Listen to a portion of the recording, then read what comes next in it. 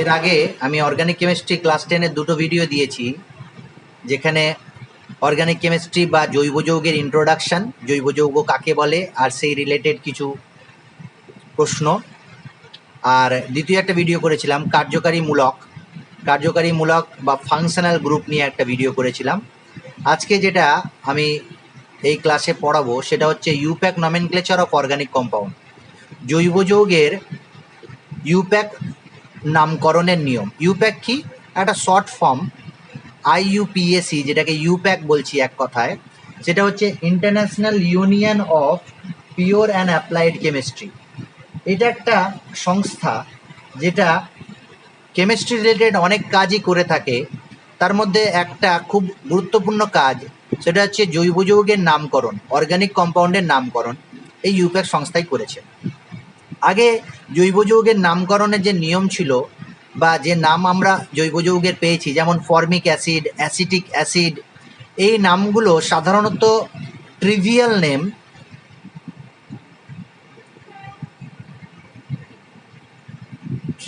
Name বা common name বলে পরিচিত। ট্রিভিয়াল বা কমন ডাক নাম, যেমন আমরা একটা ডাক নাম বলি না, আমাদের প্রত্যেকজনের দেখবে একটা ডাক নাম আছে, কিন্তু আমাদের একটা স্কুলে বা আই কার্ডে একটা নাম থাকে যেটাকে আমরা ভালো নাম বলে সবাইকে বলি, আমাদের একটা ভালো নাম, একটা ডাক নাম। এই ট্রিভিয়াল নেম, যেমন অ্যাসিটিক অ্যাসিডের ট্রিভিয়াল নেম CH3COOH, এটা অ্যাসিটিক অ্যাসিড, এটা ট্রিভিয়াল নেম। এই নামে কিছুজন চিনলেই সমস্ত জন কিন্তু এই নামে চিনবে না। যেমন HCOOH, এটা নাম হচ্ছে ফর্মিক অ্যাসিড। এই ফর্মিক অ্যাসিডও কিন্তু ট্রিভিয়াল একটা নেম বা কমন নেম। ইউপ্যাক সংস্থা কি করলো, প্রত্যেকটা জৈব যৌগের বা বিশেষ শ্রেণী, যেমন এখানে ফাংশনাল গ্রুপ আছে, দেখো COOH, কার্বক্সিলিক অ্যাসিড গ্রুপ, এই ফাংশনাল গ্রুপ অনুযায়ী বা জৈব যৌগের একটা নামকরণের নিয়ম করলো, সেটাই এখানে আলোচনা করব। আচ্ছা, তার আগে আমি এখানে একটা নাম লিখেছি, তোমরা অলরেডি পড়ে ফেলেছ। কি লেখা আছে? আব্দুল, পাখি, কালাম, জয়নুল আবেদিন, আবুল। এই নামটা তোমাদের শোনা শোনা লাগছে, কিন্তু কেমন একটা মনে হচ্ছে যে কিছু ওলট পালট আছে। এটা যদি সঠিক করে আমি নামটা তোমাদের লিখতে বলি, আশা করি তোমরা লিখে ফেলবে সবাই। কি নামটা হবে? কি নামটা হবে? আবুল পাখির জয়নুল আবেদিন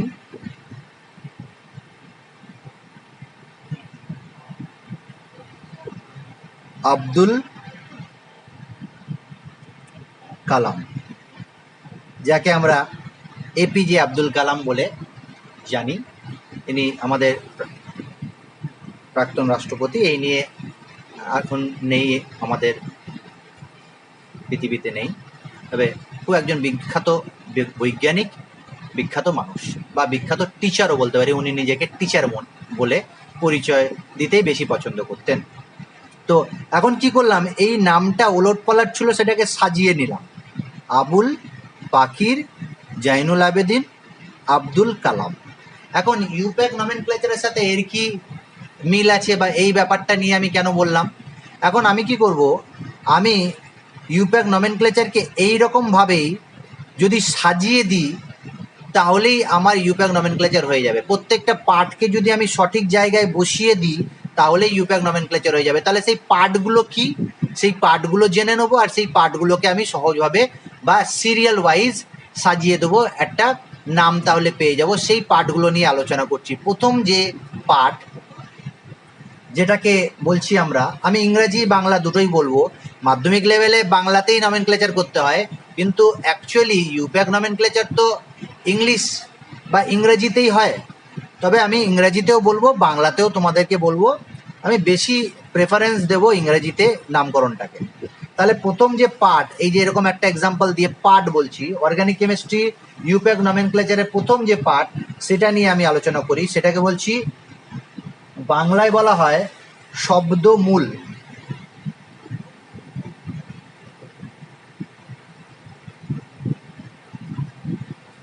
যেটাকে বলা হয় ইংরেজিতে ওয়ার্ড রুট, WORD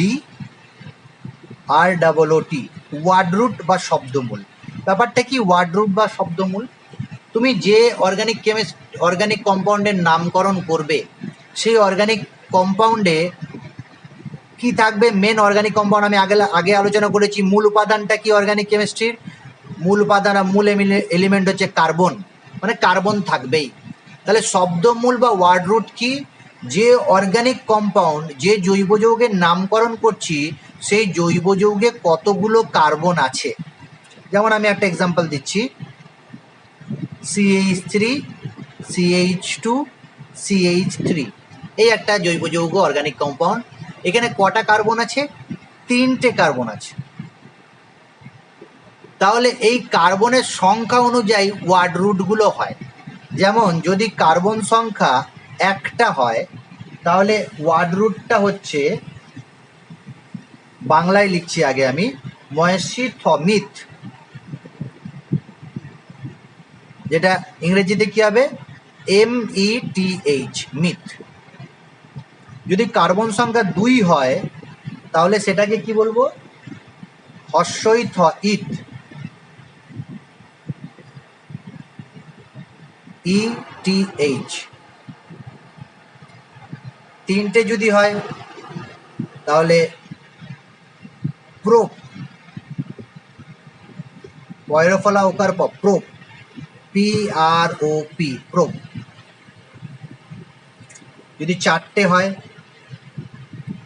তাহলে বিউট, বয়সী হস্যু ট, হসন্ত, বিউট।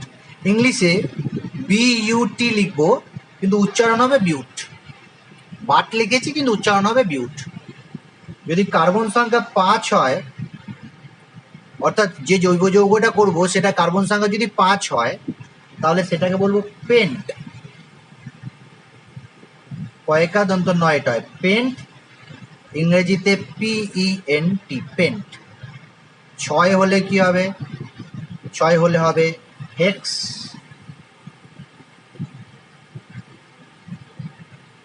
HEX। 7 হলে কি হয়? হেপ্ট, হয়কার পয়টয়, যেটা HEPT, হেপ্ট। 8 হলে কি হয়? অক্ট, অকয়টয়, হসন্ত, অক্ট, OCT, অক্ট। 9 হলে কি হবে? নন, NON, নন।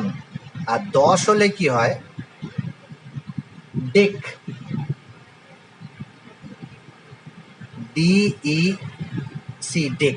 এতটা প্রয়োজন হয় না আমাদের ক্লাস 10-এ, তাও আমি করে দিলাম। এরপরে আরও আছে, 10-এর পরেও আছে, আনডেক, ডোডেক ইত্যাদি সব আছে, কিন্তু আমাদের এই 10 পর্যন্ত মনে রাখলেই হবে।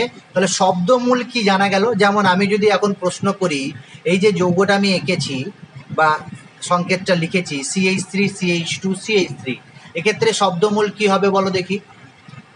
একদম ঠিক হবে, 3টে কার্বন আছে, তাহলে প্রোপ হবে, শব্দমূল হবে প্রোপ। তাহলে এই যে একটা পার্ট পেলাম অর্গানিক কেমিস্ট্রি, এটা হচ্ছে শব্দমূল বা ওয়ার্ড রুট। যেমন আমি এই নামকরণের ক্ষেত্রে যদি বলি, তাহলে এই নামকরণের একটা পার্ট এই শব্দমূল। দ্বিতীয় পার্ট দেখি, দ্বিতীয় পার্ট কি আছে? দ্বিতীয় পার্ট হচ্ছে প্রত্যয়, যাকে বলা হয় সাফিক্স। ইংরেজিতে পড়েছি সাফিক্স ব্যাপারটা। সাফিক্স কি হয়? সাফিক্স যেটা পরে বসে, কোনো কিছুর পরে যেটা বসে সেটাকে সাফিক্স বলি আমরা। এই সাফিক্স 2 রকম। একটাকে বলছি প্রধান প্রত্যয়, যাকে বলা হয় প্রাইমারি সাফিক্স। আরেকটা আছে অপ্রধান প্রত্যয়, অপ্রধান প্রত্যয়, যাকে বলা হয় সেকেন্ডারি সাফিক্স।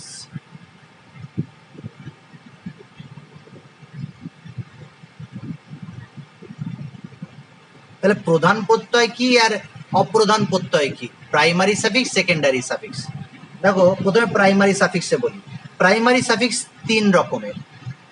এক, যদি কোনো জৈব যৌগে সিসি সিঙ্গেল বন্ড পাওয়া যায়, সমস্ত ক্ষেত্রে কার্বন কার্বন সিঙ্গেল বন্ড, কোনো ডাবল বন্ড বা ট্রিপল বন্ড নেই। ডাবল বন্ড বা ট্রিপল বন্ড না থাকলে, শুধু সিঙ্গেল বন্ড থাকলে, সেক্ষেত্রে প্রাইমারি সাফিক্স হয় এন, এ দন্তন্য। ইংরেজিতে বললে কি হবে? A N E, N. যদি কোনো জৈব যৌগে অন্তত একটা সিসি ডাবল বন্ড থাকে, তাহলে সেটা কি হয়ে যাবে? ইন, হর্ষই দন্তন্য ইন। প্রাইমারি সাফিক্সের কথা বলছি। ইংরেজিতে কি হবে? ই এন ই। আর যদি ট্রিপল বন্ড থাকে, সিসি ট্রিপল বন্ড অন্তত একটা, তাহলে সেটা হয়ে যাবে আইন, আ হর্ষই দন্তন্য আইন, ওয়াই এন ই। ব্যাপারটা কিরকম? না, আমি একটা জৈব যৌগ লিখছি, CH3 সিঙ্গেল বন্ড CH3। তাহলে এই জৈব যৌগের ক্ষেত্রে আমি প্রাইমারি সাফিক্স কি বলবো? এন বলবো, ইন বলবো, না আইন বলবো? নিশ্চয়ই এর ক্ষেত্রে প্রাইমারি সাফিক্স হবে এন, কারণ কোনো ডাবল বন্ড নেই, ট্রিপল বন্ডও নেই। যদি এরকম একটা যৌগ থাকে CH ট্রিপল বন্ড CH, তাহলে এই যৌগের ক্ষেত্রে প্রাইমারি সাফিক্স আমি কি বলবো? নিশ্চয়ই ট্রিপল বন্ড থাকলে কি হয়? আইন হয়। তাহলে এর ক্ষেত্রে প্রাইমারি সাফিক্স হবে আইন। আশা করি বুঝতে পেরে গেছো। তাহলে আমি দুটো জিনিস পেলাম, একটা হচ্ছে শব্দমূল, দ্বিতীয় এখন পেয়েছি প্রধান প্রত্যয়। এখন আমরা তৃতীয় একটা খণ্ডতে যাচ্ছি বা অংশতে যাচ্ছি, সেটা হচ্ছে অপ্রধান প্রত্যয় বা সেকেন্ডারি সাফিক্স। তাহলে দেখো, এটা হচ্ছে প্রাইমারি সাফিক্স, এটা হচ্ছে সেকেন্ডারি সাফিক্স। সেকেন্ডারি সাফিক্স কি? সেকেন্ডারি সাফিক্স সম্পর্কে আমাদের আগেও আমি আলোচনা করেছি। এটা অ্যাকচুয়ালি কার্যকরী মূলক, কার্যকরী গ্রুপ বা কার্যকরী মূলক।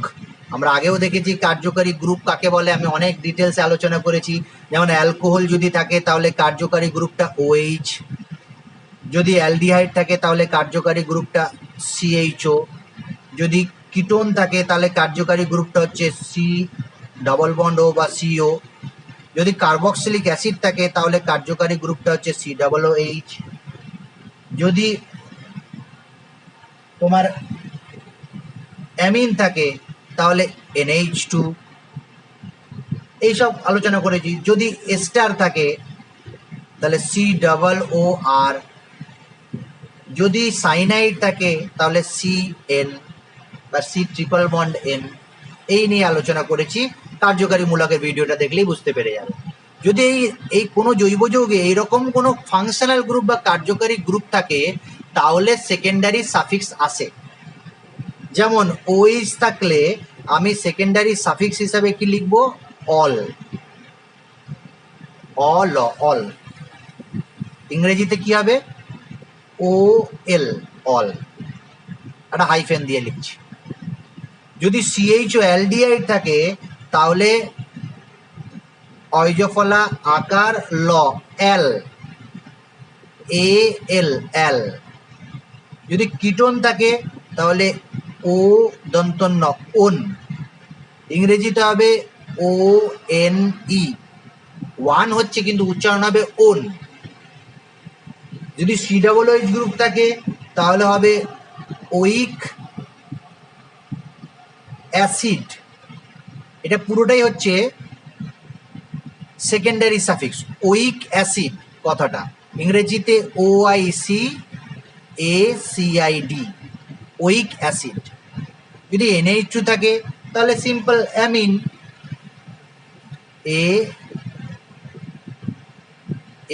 AMINE, amine. যদি COOR থাকে, যেটাকে বলছি এস্টার, তাহলে হচ্ছে অ্যালকিল ডট ডট দিয়ে ওয়েট, এটা পরে আমি ব্যাপারটাকে বুঝিয়ে দেবো যখন এস্টারের নমেনক্লেচার করাবো। অ্যালকিল ওয়েট, অ্যালকিল স্পেলিংগুলো দেখে নেবে, কারণ স্পেলিং যদি ভুল হয়ে যায় তাহলে নাম্বার কাটা যাবে। Alkyl wait. আর যদি সিএন থাকে সেটাকে আমরা বলি nitrile, nitrile, NITRYL, nitrile, TRILE, nitrile, TRILE, NITRILE, nitrile. আরো আছে, এই আমাদের ক্লাস 10-এর জন্য এটা অনেক বেশি বলে দিয়েছি, এত দরকার হবে না। তাহলে আমরা এবার পরের খণ্ডতে চলে যাব, যেটাকে আমরা বলছি 3 নাম্বার, যেটা হচ্ছে উপসর্গ। উপসর্গ, উপসর্গ যাকে বাংলায় উপসর্গ বলা হয়, ইংরেজি দিকে বলা হয় প্রিফিক্স। নামটা জানি, আমি আগেও শুনেছি ইংরেজিতে প্রিফিক্স কোথায় হয়, প্রিফিক্স আগে যেটা থাকে সেটাকে বলা হয় প্রিফিক্স। বুঝতেই পারছো, আগে পরের ব্যাপার আছে, এখানে সাফিক্স আছে, এখানে প্রিফিক্স আছে, এখানে প্রাইমারি সাফিক্স, সেকেন্ডারি সাফিক্স, এখানেও তাহলে দুটো সাফিক্স প্রিফিক্স পাবো। একটাকে বলছি প্রধান উপসর্গ, যেটাকে বলছি প্রাইমারি প্রিফিক্স, আর একটা পাবো অপ্রধান উপসর্গ, সেকেন্ডারি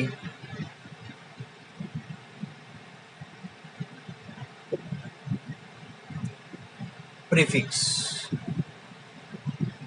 আচ্ছা, আগে কিন্তু আমি অপ্রধান উপসর্গর কথাটা আগে বলবো, সেকেন্ডারি প্রিফিক্সের কথাটা আগে বলবো। সেকেন্ডারি প্রিফিক্স বা অপ্রধান উপসর্গ কি? অনেক সময় দেখা যায়, যদিও ক্লাস 10-এর ক্ষেত্রে এটা দেখা যাবে না, অনেক সময় দেখা যায় যে কার্বন চেন আছে, এটা carbon single bond single bond single bond, একটা 4টে কার্বনের একটা চেন আছে, একে বলা হয় লং চেন। তাহলে 4টে কার্বনের চেন আছে, আর এই যে কার্বনটা আছে এইখানে একটা পরমাণু বা মূলক ঝুলে আছে, যেমন ফ্লুরিন ঝুলে আছে। তাহলে এই যে লং চেন, এই লং চেনের মধ্যে কার্বনের দীর্ঘ শৃঙ্খলের মধ্যে একটা গ্রুপ বা একটা পরমাণু সাইড চেনে আছে, ঝুলে আছে। এই যে ফ্লুরিন ঝুলে আছে, এই বা ফ্লুরিন থাকতে পারে বা অন্য কিছু থাকতে পারে, আবার এখানে ভেনা থাকতে পারে, এখানে একটা CH3 গ্রুপ ঝুলে আছে, এখানে ফ্লুরিন ঝুলে আছে, এখানে CH3 গ্রুপ ঝুলে আছে। এই যে লং চেনের সাথে যেগুলো সাইড চেনে থাকে এগুলোকে কি বলা হয়? অপ্রধান উপসর্গ, অপ্রধান উপসর্গ, সেকেন্ডারি প্রিফিক্স, বা আরেকটা নাম আছে, এটাও এখানে বলে দিই, প্রতিস্থাপক বলা হয়। প্রতিস্থাপক, ইংলিশে সাবস্টিটুয়েন্ট,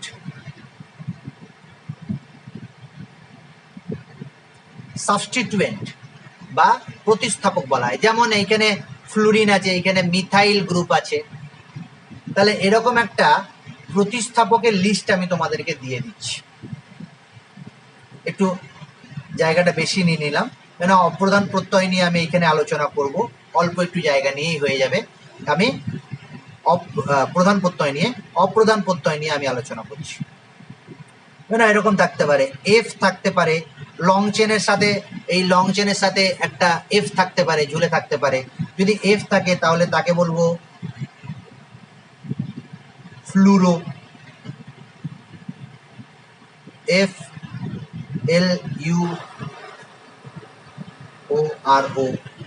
ফ্লুরো।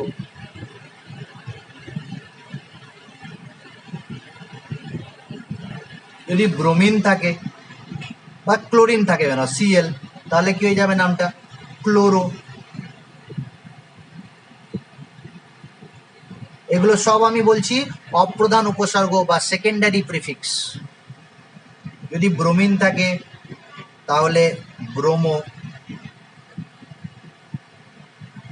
যদি আয়োডিন থাকে তাহলে আয়োডো,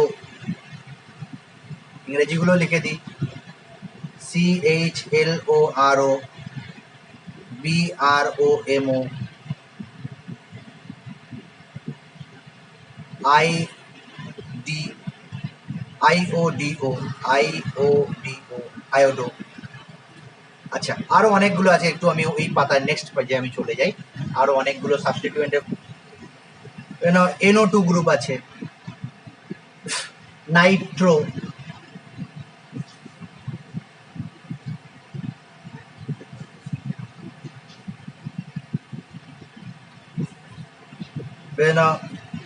CH3 গ্রুপ আছে, এটা হচ্ছে মিথাইল,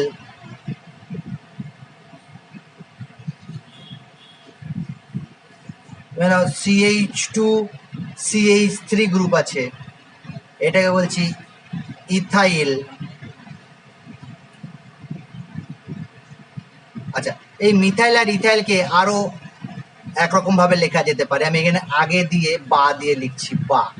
মিথাইল তো MeO বলা হয় অনেক সময়, small m small e, methyl. ব্যাপারটা কি, এরকম লং চেন আছে, কার্বন কার্বন কার্বন কার্বন, এইখানে একটা Me গ্রুপ আছে। তুমি ভাববে যে এমিটা আবার কি গ্রুপ? এমিটা আর কিছুই নয়, মিথাইল, CH3টাকে মিথাইল বলছি। আবার এই যে C2 CH3 CH2, এটাকে অনেক রকম ভাবে লেখা যায়। দুটো কার্বন আছে, তাহলে C2, 5টা হাইড্রোজেন আছে, তাহলে C2H5 হিসাবে লেখা যেতে পারে। বা এইটাকেও আরেকটা কি লেখা যায়, ইথাইল, তাহলে ET, ক্যাপিটাল ই ক্যাপিটাল টিটাই লেখা হয়, এখানেও ক্যাপিটাল M স্মল ই লেখা হয়, একটু ঠিক করে নেবে, ক্যাপিটাল M স্মল ই বা স্মল এমও লিখতে পারি, কোনো অসুবিধা নেই, ক্যাপিটাল ই দিয়ে ইথাইলটা লেখা হয়, তাহলে ইথাইল গ্রুপ হয়ে গেল। এরকম আরো যদি 3টে কার্বন থাকে, CH2 CH2 CH3, এটার নাম হচ্ছে প্রোপাইল। প্রোপাইল প্রোপাইল এটাকে অনেক শর্টকাটে লেখা যায়, দেখো 3টে কার্বন আছে, তাহলে C3 আর 7টা হাইড্রোজেন আছে, H7, এটাকেও প্রোপাইল বলে, বা শর্টকাটে PR ও বলা হয়, PR, প্রোপাইল। যদিও আমাদের এত বেশি মাধ্যমিক লেভেলে প্রয়োজন নেই, কিন্তু তোমাদের উৎসাহের জন্য, যাতে ক্লাস 11-এ গিয়ে তুমি এইগুলো দেখে অবাক হয়ে যাও না, সেই জন্য আমি একটু বলে দিচ্ছি তোমাদের সুবিধার জন্য। এগুলো প্রয়োজন আমাদের মাধ্যমিক লেভেলের নেই, কিন্তু আমি ডিটেলসে তোমাদের একটু বলে দিচ্ছি, একটু এক্সট্রা বলে দিচ্ছি, যাতে তোমাদের আগ্রহ উৎসাহ থাকে। তাহলে আমরা অপ্রধান উপসর্গ নিয়ে বলে দিলাম। শেষে যেটা পড়ে থাকছে প্রধান উপসর্গ, যেটাকে বলা হয় প্রাইমারি প্রিফিক্স। সেটা কি, সেটা বলে দিই।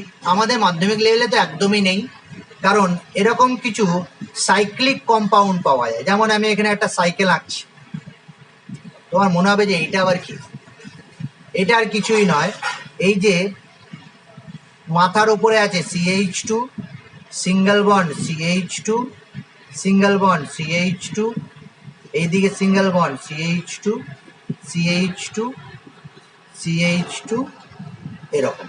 তাহলে সাইকেল হয়ে গেছে, আর কিছুই নয়। যেমন ছোট করে যদি আমি আঁকি, এরকম করে সিঙ্গাড়া এঁকেছি, তুমি ভাববে যে সিঙ্গাড়া এঁকেছে, এটা সিঙ্গাড়া নয়, কিন্তু খেয়ে ফেলো না আবার, সিঙ্গাড়া নয়। কি আছে ব্যাপারটা, এইখানে কি আছে, এইখানে কি আছে, এইখানে কি আছে, তুমি এইটার সাথে কম্পেয়ার করলে বুঝতে পারবে। এইখানে একটা আছে CH2, আবার এইখানেও আছে CH2, আর এইখানেও একটা আছে CH2।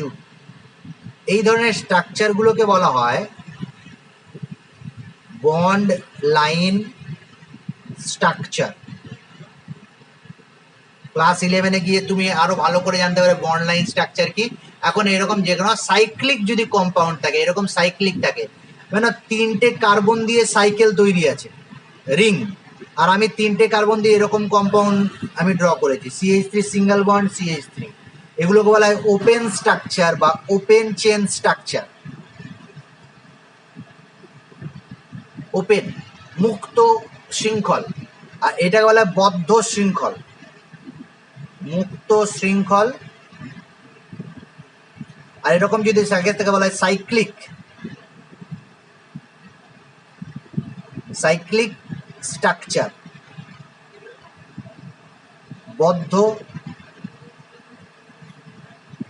স্ট্রাকচার না বলে বদ্ধ শৃঙ্খল, সেটাকে সাইক্লিক চেন, ওপেন চেন, বদ্ধ শৃঙ্খল গঠনাকৃতি।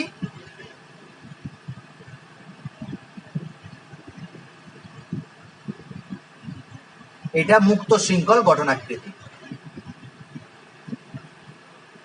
ওপেন চেন স্ট্রাকচার, এটা ওপেন চেন স্ট্রাকচার, এটা সাইক্লিক চেন স্ট্রাকচার। ঠিক আছে, এবার ব্যাপারটা কি তাহলে প্রধান প্রত্যয় বা প্রধান উপসর্গ কি? প্রত্যয় বলছি, প্রধান উপসর্গ বা প্রাইমারি প্রিফিক্স কি?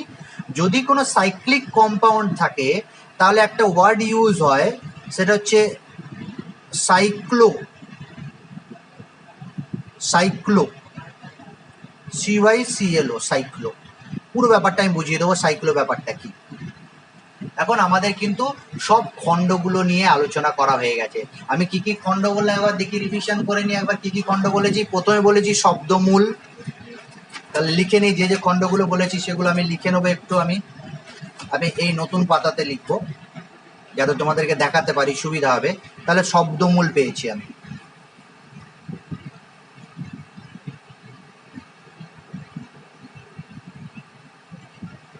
কি বলেছিলাম ইংরেজিতে, কি বলেছিলাম? Word root. হ্যাঁ, ওয়ার্ড রুট, বাংলাটাও লিখবো, আগে ইংরেজিটা লিখে দিই, ওয়ার্ড রুট। আচ্ছা, আর কি বলেছি? প্রাইমারি সাফিক্স, ওয়ার্ড রুটের পরে প্রাইমারি সাফিক্স।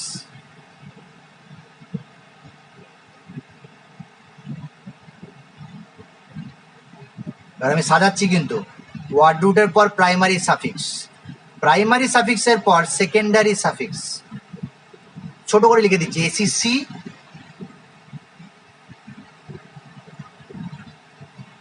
তার মানে সেকেন্ডারি সাফিক্স দিয়ে একটা নাম শেষ হয়।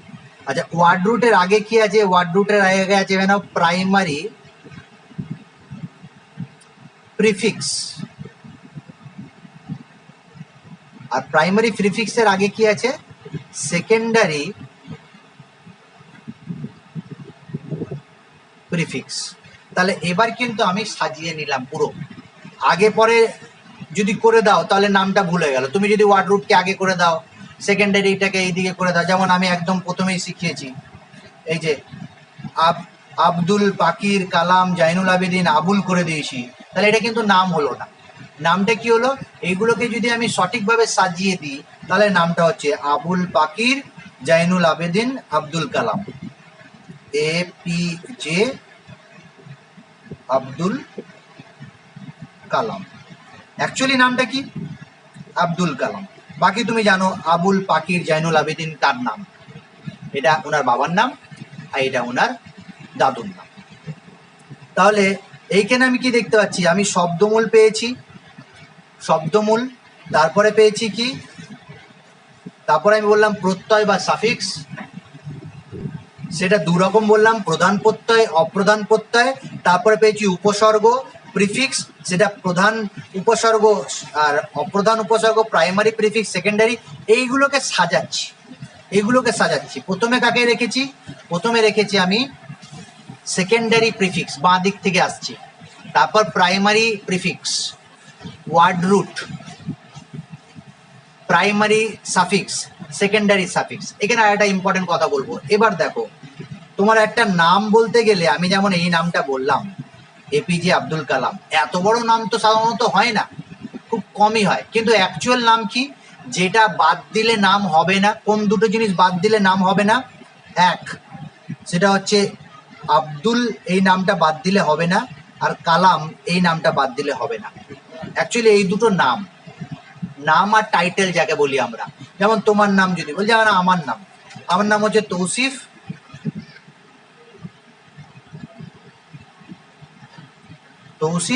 আর আমার টাইটেল হচ্ছে আনসারি। তাহলে এর আগে আমি অনেক সময় মিস্টার লাগাতে পারি, এখানে আবার স্যার লাগাতে পারি, অনেক কিছু আছে, উপাধি আমার অনেক কিছু হতে পারে। আমি যদি ডক্টরেট করি তাহলে ডিআর লাগাতে পারি, এইসব হতে পারে। কিন্তু আমার এই দুটো জিনিস বাদ দিলে কিন্তু আমার নাম হবে না। ঠিক একই রকম ভাবে অর্গানিক যৌগের দুটো জিনিস মেন, সেই দুটো জিনিস থাকবেই, একটা নমেনক্লেচারের নামকরণের যে দুটো জিনিস থাকবেই, সেটা কি, এক হচ্ছে ওয়ার্ড রুট থাকবেই, আর দ্বিতীয় হচ্ছে প্রাইমারি সাফিক্স, এই দুটো থাকবেই। আর তোমাদের ক্লাস 10-এ এই দুটো নিয়েই বেশি নাম আছে, আর কিছু কিছু ক্ষেত্রে সেকেন্ডারি সাফিক্স আছে। তাহলে কোনগুলো কি আমরা তো জানি, এটাকে বলা হয় শব্দমূল। আমি একটু বাংলায় লিখে দিই তোমাদের সুবিধার জন্য। শব্দমূল, এটা হচ্ছে প্রধান প্রত্যয়, এটা হচ্ছে অপ্রধান প্রত্যয়, এটা হচ্ছে অপ্রধান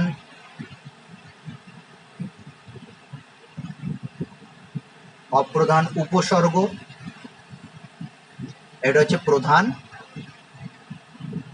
উপসর্গ। এই কথা জেনে এবার শব্দমূলগুলো কি আমরা জেনে গেছি। শব্দমূল হচ্ছে কার্বনের সংখ্যা, এখানে সব লিখে দিচ্ছি, কার্বনের সংখ্যা। যেমন কি কি পেয়েছি আমরা এখানে একটু দেখে নেবো ঝালিয়ে। মিথ, ইথ, প্রোপ, বিউট, পেন্ট, হেক্স, হেপ্ট, অক্ট, নন, ডেক, এইসব পেয়ে গেছি, কার্বনের সংখ্যা যেটা আসবে। তাহলে কার্বন সংখ্যা। আচ্ছা, এইটা কি, এইটা তিনটে পেয়েছি। এক কি পেয়েছি, যদি সিঙ্গেল বন্ড থাকে, সমস্ত সিঙ্গেল বন্ড থাকে তাহলে এন, ডবল বন্ড যদি থাকে তাহলে ইন, যদি ট্রিপল বন্ড থাকে তাহলে আইন। এবার আমাদের এখানে তুমি এই মিক্সচার পাবে না, মানে দুটো ডাবল বন্ড বা তিনটে ডাবল বন্ড বা দুটো ডাবল বন্ড, ট্রিপল বন্ড সব থাকবে না, হয় ডাবল বন্ড থাকবে নাহলে একটা ট্রিপল বন্ড থাকবে। ক্লাস 10 অনুযায়ী বলছি আমি। তাহলে প্রধান প্রত্যয় পেয়ে গেছি, সেটা হচ্ছে কি কি হতে পারে, এন হতে পারে, ইংরেজিতে লিখছি, ইন হতে পারে বা আইন হতে পারে। আমি দেখে নেবো যৌগ অনুযায়ী হবে। আচ্ছা, সেকেন্ডারি সাফিক্সটাও দেখে নিচ্ছি কি হবে। সেকেন্ডারি সাফিক্স মানে কার্যকারী গ্রুপ, কার্যকারী মূলক। সেটাও মাধ্যমিক লেভেলে একটাই ফাংশনাল গ্রুপ থাকবে, দুটো থাকে না। দুটো ক্লাস 11-এ শিখতে পারো। ক্লাস 11-এ দুটো বা দুটোর বেশিও কার্যকারী মূলক থাকতে পারে, তখন আলাদা নিয়ম আছে, সেগুলো যদি জানার ইচ্ছে থাকে নিশ্চয়ই কেমিস্ট্রি নিয়ে ক্লাস 11-এ পড়বে। কার্যকরী গ্রুপ বা কার্যকারী মূলক। আর প্রাইমারি প্রিফিক্স, এটা বললাম কি, মাধ্যমিক লেভেলে তো নেই একদমই, আর ক্লাস 11-ও খুব কম থাকে। প্রধান উপসর্গ, সেটা হচ্ছে সাইক্লো। যদি রিং থাকে, যৌগটা যদি সাইক্লিক বা বদ্ধ শৃঙ্খল হয়, তাহলে সাইক্লো এই কথাটা আসবে। এটা আমি অবশ্যই দেখিয়ে দেবো তোমাদের। সি হলো সাইক্লো। আচ্ছা, অপ্রধান প্রত্যয় থাকতে পারে, মাধ্যমিক লেভেলে থাকতে পারে, সেটা কি বলেছিলাম দেখিয়ে দিই একবার। এগুলো হচ্ছে অপ্রধান প্রত্যয়, যেমন ফ্লুরো, ক্লোরো, ব্রোমো, আয়োডো, অপ্রধান উপসর্গ, নাইট্রো, মিথাইল, ইথাইল, প্রোপাইল, এইসব। সেটা হচ্ছে যাকে বললাম সাবস্টিটুয়েন্ট।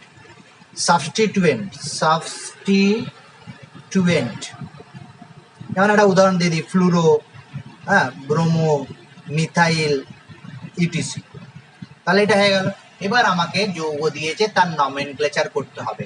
আচ্ছা, আমি প্রত্যেকটা শ্রেণীর নামকরণ তোমাকে শিখিয়ে দেবো। যেমন প্রথমেই যেটা শেখাবো সেটা হচ্ছে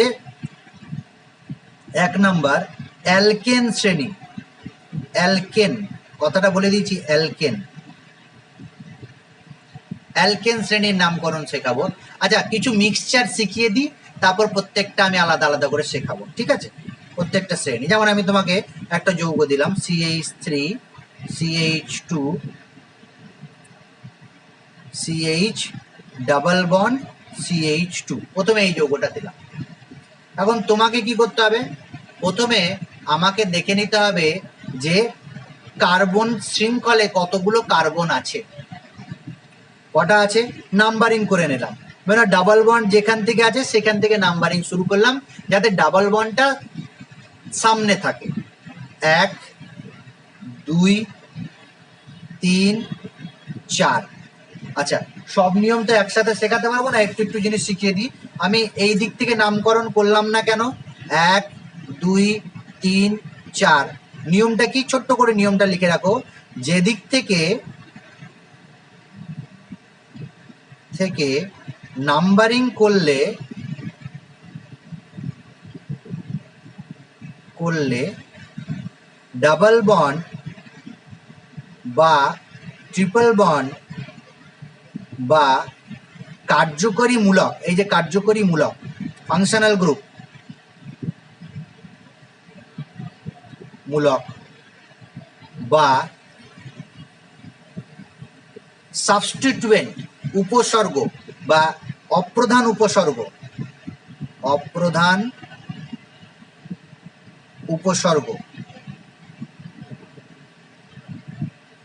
যেটাকে আমি সাবস্টিটিউয়েন্ট বলছি, আগে আসবে সেই দিক থেকে নাম্বারিং করা হবে, সেই দিক থেকে নাম্বারিং করা হবে। এই নাম্বারিং গুলোকে বলা হয় পজিশন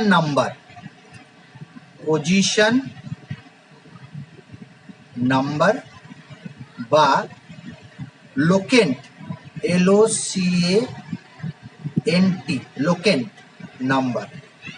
এগুলো নিয়ে বেশি জানার দরকার নেই। লোকেন্ট নাম্বার বা পজিশন নাম্বার। তাহলে কোন দিক থেকে নাম্বারিং করবো? যে দিক থেকে ডাবল বন্ড আগে আসছে, আবার কখনো কখনো দেখবে ট্রিপল বন্ড আছে, কখনো দেখবে কার্যকরী মূলক আছে, কখনো দেখবে সাবস্টিটিউয়েন্ট আছে। আমি তিনটেই দেখিয়ে দিচ্ছি। তাহলে এই দিক থেকে নাম্বারিংটা সঠিক, এটা রং। কারণ এই দিক থেকে নাম্বারিং করলে 3 নম্বরে ডাবল বন্ড আসছে, এই দিক থেকে নাম্বারিং করলে 1 নম্বরে ডাবল বন্ড আসছে। তাহলে এখন তোমার কাজ কি থাকবে? ওয়ার্ড রুট খোঁজা। বলো দেখি ওয়ার্ড রুট কি হবে? ওয়ার্ড রুট 4টে কার্বন আছে, নিশ্চয়ই জেনে গেছো ওয়ার্ড রুট কি হবে। বাংলাতে বললে বিউট, আর ইংরেজিতে বললে বিউট। এরপর কি থাকবে আমি বলেছি, দেখো আমি বলেছিলাম নামকরণে দুটো জিনিস থাকবে, নাম আর টাইটেল। ওয়ার্ড রুট আর প্রাইমারি সাফিক্স থাকবেই। তাহলে বলো দেখি এই যৌগতে প্রাইমারি সাফিক্স কি আছে? শিখিয়েছি, এন হতে পারে, ইন হতে পারে বা আইন হতে পারে। যদি সিঙ্গেল বন্ড থাকলে এন, ডাবল বন্ড থাকলে ইন, ট্রিপল বন্ড থাকলে আইন। তাহলে কি আছে এখানে? ডাবল বন্ড আছে। তাহলে কি হয়ে যাবে? প্লাস দিয়ে প্রথমে লিখছি আমি। তাহলে প্রাইমারি সাফিক্স, প্রাইমারি সাফিক্স কি আছে? In, ENE, in. আচ্ছা, আর কিছু আছে কি এই দুটো ছাড়া? মানে সেকেন্ডারি সাফিক্স আছে কি দেখে নিত। কোনো কার্যকরী গ্রুপ আছে? কোনো অ্যালকোহল গ্রুপ বা অ্যালডিহাইড গ্রুপ বা কিটোন গ্রুপ? কিচ্ছু নেই। আমি বলেই দিয়েছি যে সব কিছু থাকবে 1 2 3 4 5, এই 5টা জিনিস থাকবে, বাধ্যতামূলক নয়। কোনটা দুটো অন্তত থাকতেই হবে। এটা ওয়ার্ড রুট প্রাইমারি সাফিক্স। তাহলে ওয়ার্ড রুট আর প্রাইমারি সাফিক্স আছে, আর কিছু নেই। তাহলে এর আগেও কিছু নেই, এর পরেও কিছু নেই, তাহলে কিছু থাকবে না, এরকমই নাম হবে। কি নাম হবে? ইকুয়ালস টু দিয়ে যে নামটা হবে। ইংরেজিতে সন্ধি বিচ্ছেদ জানতে হবে। তাহলে কি হবে? বিউটিন। আমরা জানি এটা বিউটিন হয়ে যাবে। কারণ কি, টয় হসন্ত আর হর্ষই আছে, মিলে হর্ষইকার হয়ে যাবে, বিউটিন। ইংরেজিতে কিছুই সমস্যা নেই। আচ্ছা, এইখানে একটা জিনিস আমাদেরকে জানতে হবে। সেই জিনিসটা জানবো, কিন্তু আমি তোমাকে এক এক্সাম্পল দিয়ে বলবো। এই যে যৌগটা লিখেছি আমি, তাহলে সেটা হচ্ছে বিউটিন। আচ্ছা, আর একটা আমি এক্সাম্পল লিখছি।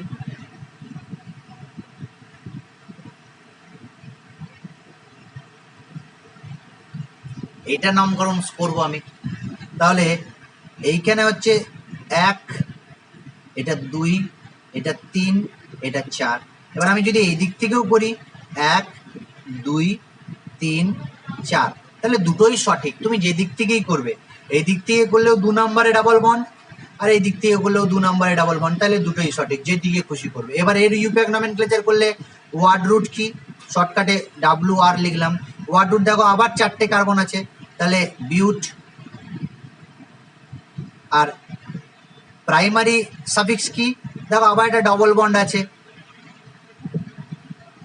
প্রাইমারি সাফিক্স তাহলে কি হবে ENE, তাহলে যৌগটা হয়ে গেল বিউটিন। তাহলে এবার দেখো তুমি যে জিনিসটা তোমাকে শেখাতে চাইছি, ভুল থেকে সঠিক মানুষ শেখে। তাহলে এই যৌগটার নামও বিউটিন, আবার এই যৌগটার নামও বিউটিন, কিন্তু যৌগ দুটো কি একই? কি মনে হচ্ছে? না, এক নয়। এখানে ডাবল বন্ডটা প্রথমে আছে, এখানে ডাবল বন্ডটা মাঝে আছে, তাহলে দুটো যৌগের একই নাম হতে পারে না। তার মানে কিছু একটা ভুল আছে। সেই ভুলটা কি? সেটা হচ্ছে ডাবল বন্ডটা কোথায় আছে সেটা বলে দিতে হবে। ডাবল বন্ডটা কোথায় আছে সেটা বলে দিতে হবে। মাধ্যমিক লেভেলে এসব নেই, তাও আমি বলে দিচ্ছি। ডাবল বন্ডটা কোথায় আছে? এখানে আছে 1 নম্বরে, এখানে আছে 2 নম্বরে। তার মানে লোকেন্ট নাম্বার বা পজিশন নাম্বারটা এখানে ঢুকিয়ে দিতে হবে। তাহলে এই যৌগটার যে সঠিক নাম হবে সেটা আমি বলছি, দেখো তোমরাও আমার সাথে বলতে পারবে আশা করি। বিউট হাইফেন 2 হাইফেন ENE। ব্যাপারটা কি? ওয়ার্ড এবং নাম্বারের মাঝে হাইফেন হয়। ওয়ার্ড কি বললাম, আবার বলছি, ওয়ার্ড শব্দ এবং সংখ্যার মাঝে হাইফেন হয়, আর সংখ্যার মাঝে কমা হয়। কি বললাম? নাম্বার আর নাম্বারের মাঝে কমা হয়, না 2,2 এরকম হতে পারে। কিন্তু 2,2 এর পর যখনই আমি সংখ্যা আসবো তখন কি আসবে? বি আসছি, তাহলে আমি একটা হাইফেন দেবো। তাহলে নাম, ওয়ার্ড এবং নাম্বারের মাঝে হাইফেন হবে। তাহলে 2 নম্বরটা কি বোঝাচ্ছে? ডাবল বন্ডের পজিশন বোঝাচ্ছে। তাহলে বিউট 2 ইন, বাংলায় হলে বিউট 2 ইন। এখানে আবার হসন্তটা চলে এলো। আর এটার নাম কি হবে তাহলে? এটার নাম হবে, বলো, বিউট 1 ইন, কারণ 1 নম্বরে ডাবল বন্ড আছে। তাহলে একটা জিনিস শিখে গেলাম। এরকম আরো অনেক এক্সাম্পল দেবো, কিন্তু একটা ভিডিও 40 মিনিটের বেশি হওয়াটা খুব একটা ভালো জিনিস নয়। আবার দেখতেও আমাদের ইচ্ছে হয় না, মনে হয় অনেক বড় বড় ভিডিও দেখবো না। তাহলে আমি নেক্সট ভিডিওতে বাকিটা কভার করব। এখান পর্যন্তই থাকবে এই ভিডিওটা। আশা করি বুঝতে পেরেছো। কোনো রকম প্রশ্ন থাকলে কমেন্ট বক্সে বলবে বা আমাকে হোয়াটসঅ্যাপ করবে, ফোন করবে, আমি অ্যান্সার দিয়ে দেবো। বাকিটা নেক্সট ভিডিওতে আমি কভার করবো।